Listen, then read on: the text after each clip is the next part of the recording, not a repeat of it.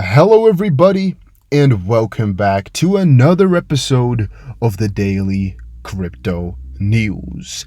And now, my big question of today is a yes or no question, but it is: have you ever been scammed?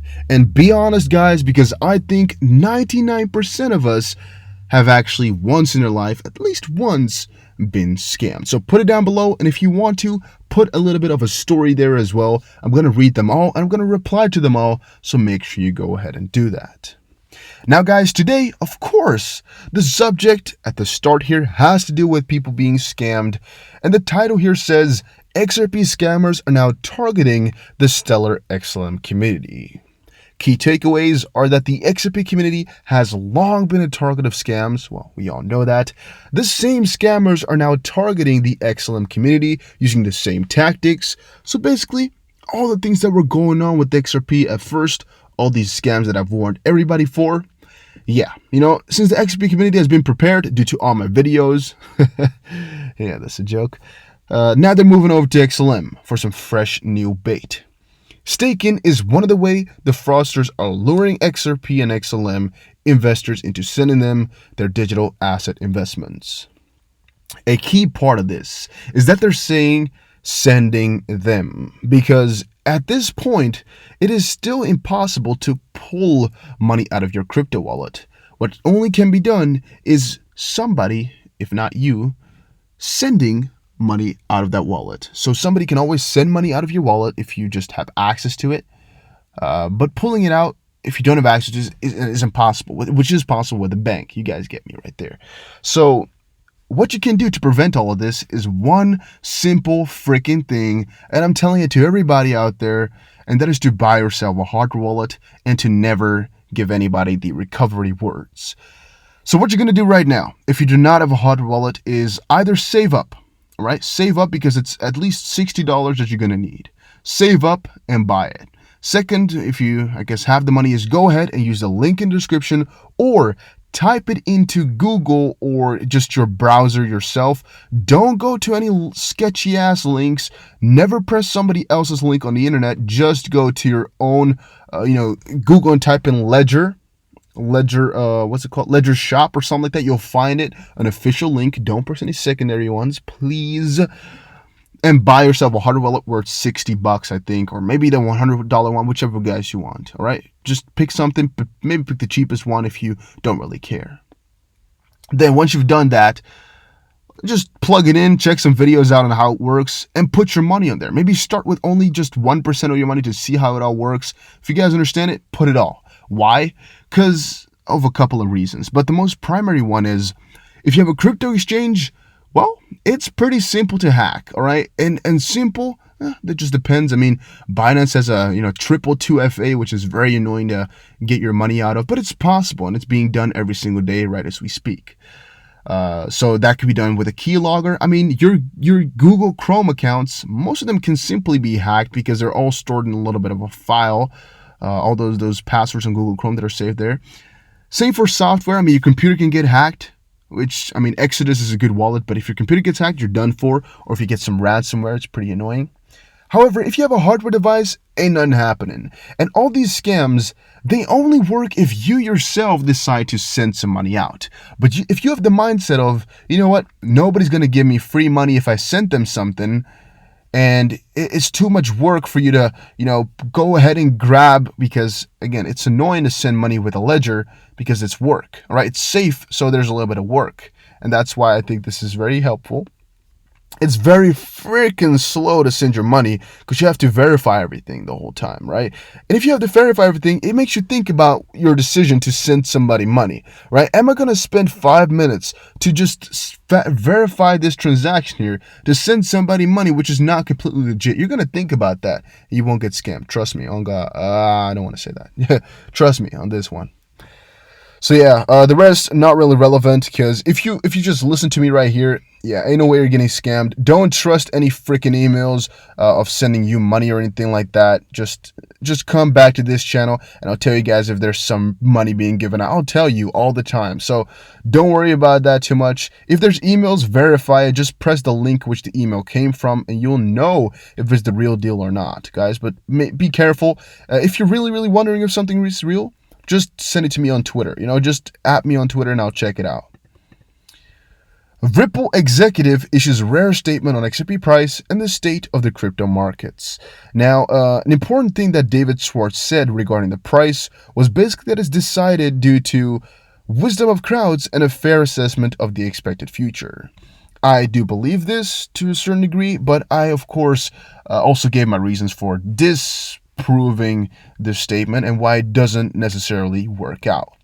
However, I do want to fall back on that a little bit because he added that he believes the cryptocurrency market is mostly fair, which I do agree with in the end. So all these statements here, which I, a couple of days ago went in on by saying I think they're all really kind of untrue or wrong, basically. It's not necessarily wrong, but just a difference in opinion, and I don't agree with him.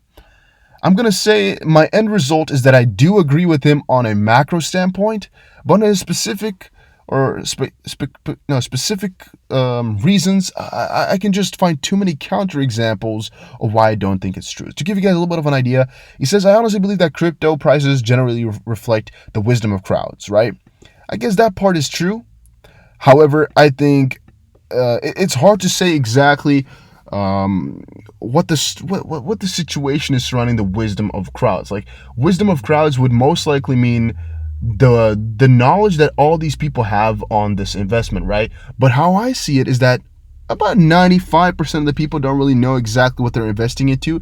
They've just heard about it somewhere and thus they want to get into it. And only the 5% really know exactly what is to come. And that actually has to do with the second part, which is to make a fair assessment of the expected future. Once more, I believe 99% of the holders, 95 to 99, can't even do that. So if you're saying it like that, wisdom of crowds is basically just wisdom of the minority and fair assessment of the expected future by the minority or just by a couple of people, which in my opinion are the whales, which in my opinion also decide the price. Because yes, I do believe that whales are trying to keep the XRP price down low and also have a lot of influence on it where they can decide if it's going to be low or if it's going to be high. But that's again my opinion. He says he's way in the minority on this view, and it can't be wrong. But he also says, my logic is simply that if the price were really obviously too low or too high, enough wealthy people would buy or sell to push the price into a reasonable assessment of value. That part I actually agree with, because if it's really obviously too low, many people are going to be buying into it. If it's obviously too high, many people are going to be shorting it or just not getting into it, which is really logic. On the other hand, it just depends on how big these whales are. Because who's going to tell if it's obviously too low or obviously too high, since it's really difficult to value cryptocurrency? I mean, nobody really knows how to value cryptocurrency because what is the basis on it, right? Are we going to value it on use case or hype or what? And that's one of the big questions that nobody can answer just quite yet. But added to that is, it could also be that whales are making it look like it's obviously too low, making a lot of these newbies buy in and then crushing them once more, right? Who knows what's happening with all of that, and who knows what fair is if it's always being manipulated. But yeah, that's where I seem to disagree, and you can always discuss about this for like an hour or six, but that's just agree to disagree, right? Ripple former Goldman Sachs employee predicts 1,500% rally. Just wanted to re-mention this so you guys don't forget about it. Further employee of financial giant Goldman Sachs, Will Mead, predicts a parabolic rise for XRP if Bitcoin returns to all-time high. And Peter Brand predicts a rise in the price of Bitcoin and Ethereum and an even greater rise for XRP, which is pretty strange coming from Peter. Maybe he's joking around. I don't know. Or maybe this article is joking around. Yeah, because he never said things like that about XRP, so I don't believe that for one small second. But yeah. Alright, XRP's Twitter engagement goes through the roof following the latest rally. Yeah, some are saying it's all due to the rally. I think so too, actually, XRP has been down low for such a long while, and now that they finally got some price movements, I think everybody wanted to share their joy over on Twitter. Everybody was talking about it, everybody was asking and just going berserk about it, mostly on whether or not this move can be sustained, and just happy that the 20-cent mark was reached. However, now that prices are, going down a little bit again, that joy has also been deteriorating piece by piece. Report Vechain, one of the most innovative blockchain companies. I'm going to call out that Vechain is at least a top 3 cryptocurrency company or blockchain company at this point. They're just ridiculously good in what they want to do and what they're here for, and it's just top-notch innovation. Really, crazy. Shanghai Municipal Commission of Economy and what a word. Oh my days, guys. If you are enjoying the daily crypto news, make sure you press the like button and subscribe, and try help me out with these pronunciations, because again, not a native English speaker, but I try my best to get these words out there. But you can't do me with those words like that. Informatization recognizes Vechain as one of the most innovative companies in the blockchain sector. This is they're trying to do me wrong with that, man. Sorry. Yeah, and a report from the commission mentions 3 important applications and projects of Vechain in Shanghai. Well, yeah, Vechain just the GOAT right now. We all know what they're working on. We all know what they're going through. And especially in my opinion, it's just the fact they can get so many partnerships out of their partnerships is just huge to me. And if we're talking about Ripple, I always know that with Ripple, it will also be like a snowball effect, where it's going to be one party is going to convince another party to hop on and so forth and so forward. However, I think with Vechain here, the situation is much heavier, as DNVGL and the other one, I forgot the name right now, are just pushing through, PwC, are just pushing through to just help them out, which is just really, really insane. Because you would think, you wouldn't really think it would be this much of an effect, but yes, hundreds of thousands of dollars, hundreds of thousands of people, billions of dollars in the end are going to be pushed through by these extra companies, which is just amazing. Yeah, a couple other things you can read right here, but we all know about what they're going through right now. It's just huge. Earlier, I was wondering exactly what's been so huge for Chainlink that's really pushing them, because it's obvious that the fundamentals are great, but what's the really latest news? And now I finally found an article talking a little bit about it, which said DeFi driving Chainlink's Link token to record highs. Chainlink's Link jumped to record highs. The ever-increasing use of Chainlink's price oracles in decentralized finance, DeFi, is driving the crypto higher according to analysts. And that's actually a very good explanation, which I didn't really think too much of before. That is just the price oracles. So yeah, just wanted to quickly mention again that that's something I'm thinking about as well. And of course, I'm always looking at what is going on with these coins. I'm always trying to check it out. Well, with Chainlink, I was a little bit confused. What made them so good exactly this second? But this is a theory I'm going to be looking into a little bit more, and I will be explaining more as I get it. But for right now, just this part is good enough for you guys, I think. All right, I just saw a Dutch article, which again is my language of preference, because that's easier than the freaking English. It said EOS, TZOS, and XRP are busy. Wow, what the frick is it? Ghost towns. I want to say ghost streets. That's literal. Yeah, ghost streets, literal. But cities, ghost cities actually. Ghost cities. But I think ghost town is what you normally say, right? Or ghost city. Ghost town or ghost city, put it down below. And basically one of the things it highlights once more is about the XRP ledger, and that a majority of the transactions have no economic value. And to literally say, also for the XP ledger, it is so that a majority part of the transactions have no economic value, or they represent no economic value. In the scheme below here, it is to be seen that only 3% was used for the real use of a payment, and 0.2% for switching to a different currency. This is a difficult word to change into English. I don't even know exactly how you would say that one. But yeah, that's for all you Dutchies out there who know what it says right here. I never saw this website before, but I just saw it by accident now, and I was like, yeah, these guys are onto something right here by making a really, really cool scheme here, which I really liked. So you can see exactly the flow and how it's moving. You know, what I thought about as well is really how much that can be changed with some of the proposals that people have been putting up. However, Ripple and a couple others, of course, are always denying a lot of these proposals, or not, I guess, giving it the approval, I should say. Oh my God, there's a very big what was it called? A grasshopper on my window. That's funny. I'm sometimes getting distracted a little bit, guys. I'm going to try to get rid of that. I think it's very annoying when you're watching the news and somebody goes from this to that in that sense. But, you know, it's just, I do these videos every day, all day. It's also a little bit of my life, you know, that I'm sharing with you guys here as well. My crypto investments, my crypto news, everything I find, I share. And it's a little bit crazy because these things where I find a grasshopper and stuff, that's the stuff that also makes it interesting to watch, I guess, this news instead of somebody else's. I'm always seeing some crazy stuff as well. So sometimes I can't pronounce the words. Sometimes I find a grasshopper. Sometimes I got you with the the pluggy Dutch articles. You can also link me some Spanish ones and some Chinese ones. I'll translate those for you as well. No problem. I got you, boys. But yeah. The point of that was that a couple of proposals on XRPL can already fix a lot of this spam. But of course, there's always negative sides to all of that, which I discussed before and we won't get into today. Tron price analysis turning bullish across all time frames. BS. Simple BS. Tron right now is in a ridiculously bad spot, and I'm not buying into it. All right, I like Tron. I like Tron a lot. I think there's a lot of money to be made there, but right now they're so freaking dumb.